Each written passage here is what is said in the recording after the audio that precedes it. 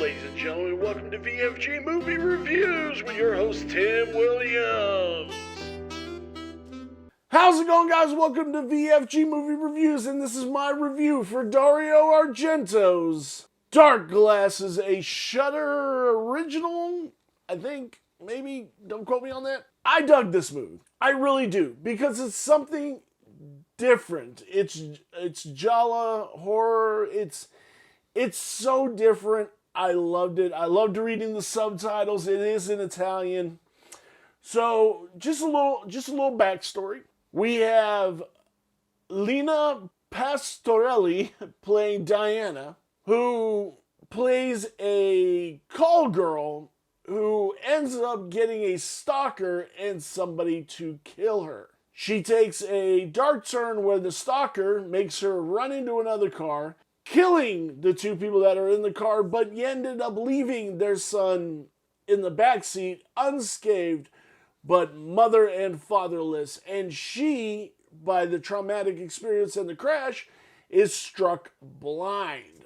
Now, it is, through the whole movie, it is her learning to deal with her disability, trying to help Chen, the kid, and not get killed by the stalker. So we have Asia Argento playing Rita, who is the person trying to teach Diana how to live in this new world of being blind. She gets a seeing eye dog who is also a guard dog. And so I'm going to spoil this movie for you because there's a couple of issues with this. So I've been watching a lot of worst films of 2022. This was one of them in that list. And a lot of people are like, well, it's dumb that the killer is trying to kill her and other prostitutes because she told him he stunk and he needed to go take a shower. That's not the reason he's killing people. It's the mindset of how dare this whore tell me I stink and I need to take a shower. That's the mindset of it.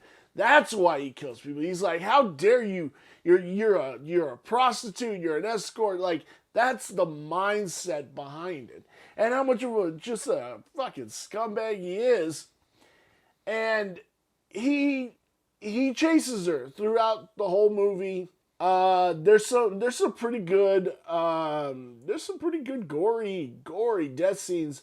The first prostitute that's died gets basically almost her head chopped off with a carotid, which is a metal wire on two hooks. You just go around their neck and right. If you pull hard enough, you can chop their head off. But she gets her throat slit and she's like, oh, it's pretty gruesome. He ends up dying at the end of the movie by getting his throat ripped out by her seeing eye dog / guard dog. And it is pretty fucking horrific. But let me tell you, there's a scene in this movie that is so it's bad.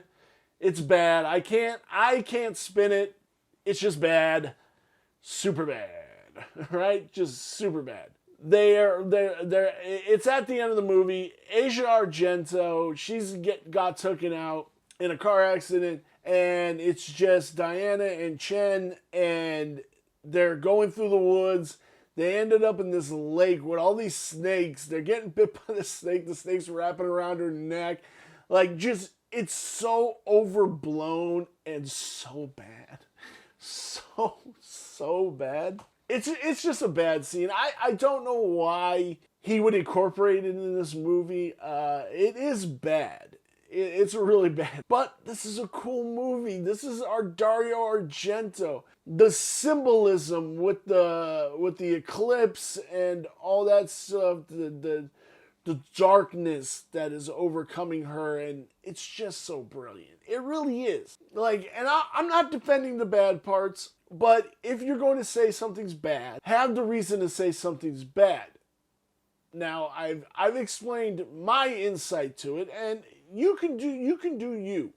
And you're more than happy to do such things. But if you're gonna say a movie's bad, point out the bad parts. Telling the guy he stinks and then him becoming wanting to kill her for it, you understand that mindset. It's not that she told him he stunk.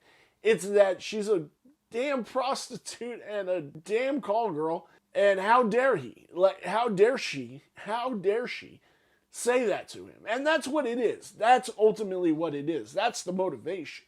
And these bad guys don't have to have good motivation to do what they do, especially in a Jala horror film. Personally, now this is just a personal gripe on this movie. I personally don't like Asia Argento.